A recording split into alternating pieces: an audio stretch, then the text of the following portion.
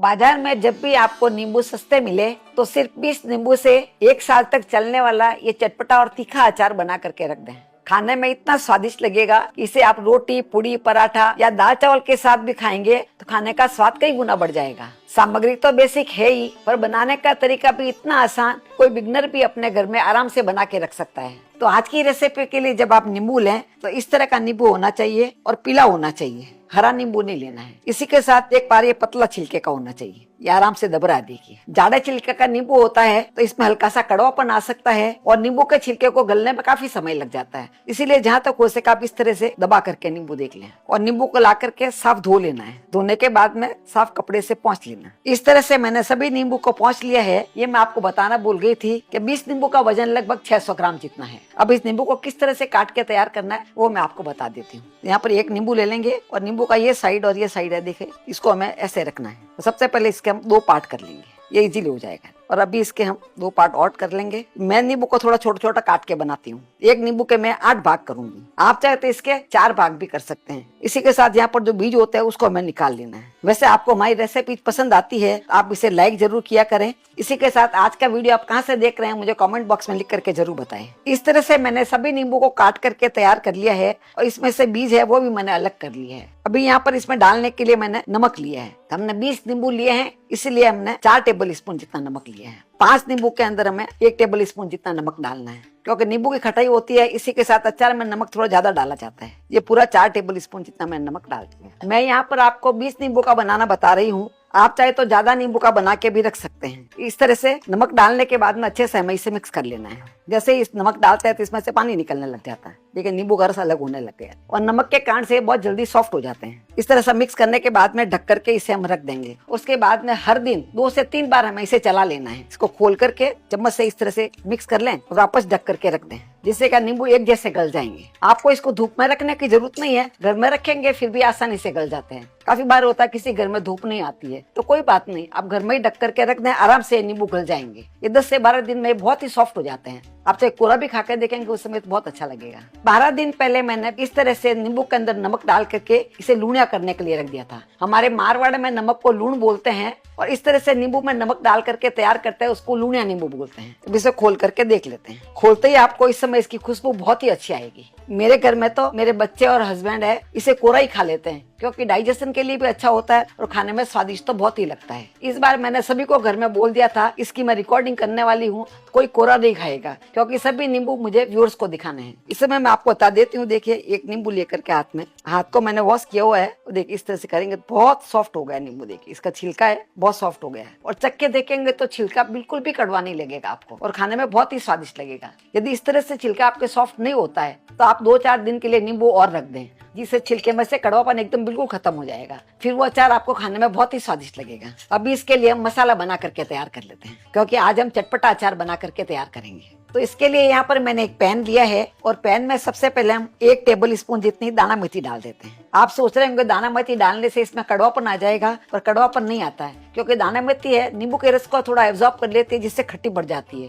जो हमारे सेहत के लिए फायदेमंद होती है। तो बहुत ज्यादा नहीं डाले, लगभग 1 टेबल स्पून जितना डाल दें। इसी के साथ 4 टेबल स्पून जितना मैंने सौंफ लिया है। सौंफ आपके घर में बड़ी वाली छोटी वाली जो भी हो उसका आप इस्तेमाल कर सकते हैं। और 1 टीस्पून जितनी मैंने काली मिर्ची ली है। काली मिर्ची भी हमारे हेल्थ के लिए बहुत अच्छी होती है। ये मैं थोड़ी डालनी है, पर इसका टेस्ट इसमें बहुत ही अच्छा आएगा। और इन सभी को हमें धीरे आंच में सेक लेना है। यदि आपके इधर धूप अच्छी आती है तो ये सब चीजें आप आधा 1 घंटे के लिए धूप में रख दें, जिससे इसके अंदर का मॉइस्चर होगा वो निकल जाएगा।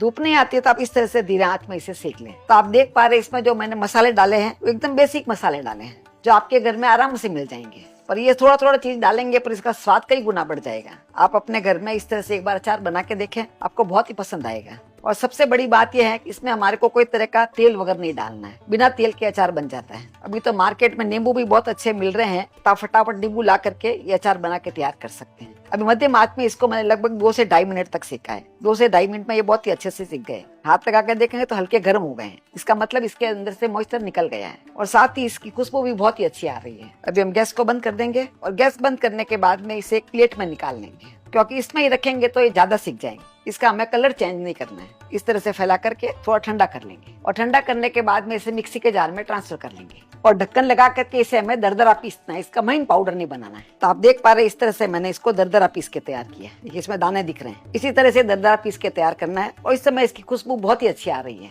अब जो हमने नींबू को लूनिया बना के रखा था उसको वापस ले लिया है। अब जो हमने पीस के पाउडर बनाया है सबसे पहले इसको डाल देते हैं। ये पूरा हमें डाल देना है। आज के अचार का फायदा ये है, एक बार सभी मसाले डाल करके इस तरह से मिक्स करके रख देते हैं, धीरे धीरे पड़े पड़े ये अचार और भी ज्यादा स्वादिष्ट होता जाता है, क्योंकि ये नींबू के रस को अच्छे से एब्जॉर्ब कर लेते हैं और उसका स्वाद कई गुना बढ़ जाता है। 1-2 सप्ताह के बाद में इसे खाएंगे तो और भी ज्यादा स्वादिष्ट लगेगा। जैसे जैसे अचार ये पड़ा रहता है वैसे वैसे और ज्यादा स्वादिष्ट होता जाता है, क्योंकि अचार अच्छे से रसीज जाता है। अभी इसमें कुछ मसाले डाल देंगे। तो यहाँ पर मैंने 1 टीस्पून जितनी कलौंजी ली है। कलौंजी को मैंने हल्का सा भून लिया था, तो कलौंजी इसमें डाल देते हैं। इसी के साथ यहाँ पर मैंने 1 टेबल स्पून जितना काला नमक दिया है। काला नमक का फ्लेवर इसमें बहुत अच्छा आता है, तो काला नमक आप इसमें जरूर डालें। वैसे तो हमने सादा नमक डाल दिया था इसमें, तो काला नमक डालते तो उसकी खुशबू बहुत अच्छी आती है। तो डालते ही इसमें से बहुत अच्छी खुशबू आने लग गई है। अभी इसमें 1 टीस्पून जितनी हल्दी डाल देते हैं और ये हम तीखा अचार बना रहे हैं इसलिए इसमें 3 टेबल स्पून जितनी कश्मीरी लाल मिर्ची डाल देते हैं। अचार थोड़ा तीखा और चटपटा ज्यादा अच्छा लगता है। ये अचार तो हम एक साथ में ज्यादा खाते नहीं है, थोड़ा थोड़ा सब्जी के पास में खाते हैं, कभी दाल के पास में खाते हैं। ये दाल ढोकली बनाता है तो उसमें आप ये अचार डाल करके जरूर खाएं, बहुत ही स्वादिष्ट लगता है। इस समय आपको अचार गाढ़ा लग रहा होगा, पर धीरे धीरे इसमें से रस छूटता रहता है जिससे और भी गीला हो जाता है। अब इसमें 1 छोटा चम्मच जितना हींग डाल देते हैं।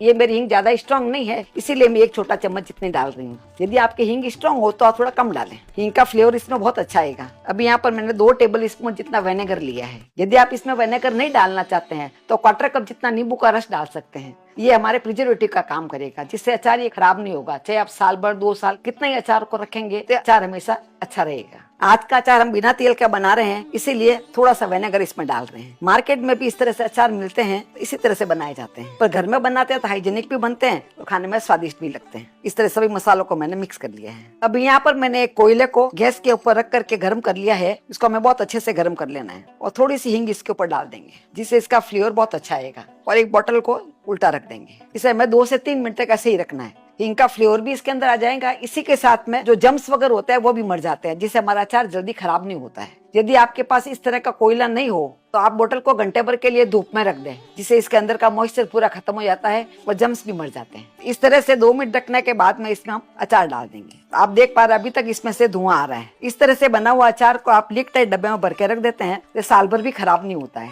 और थोड़ा दिनों में इसके छिलके पूरे रस को एब्जॉर्ब कर लेते हैं। उसके बाद में थोड़ा सा नींबू का रस निकाल करके आप और डाल सकते हैं। ये मैं आपको बिना तेल का बनाना बता रही हूँ। यदि आपको तेल से बनाना हो तो 1 कप तेल गर्म करके आप इसमें डाल सकते हैं, तो आपका तेल का अचार बन जाएगा। पर इस चीज का ध्यान रखें कि आप इसे कांच की बोतल में भर के रखें। तो मैं भी इस अचार को अभी ढक्कन लगा के रख दूंगी और 2-3 दिन के बाद में सर्व करूंगी। तो आप भी अपने घर में इसे जरूर ट्राई करें। फिर मिलेंगे ऐसे ही दूसरे वीडियो में। तब तक के लिए बाय एंड टेक केयर।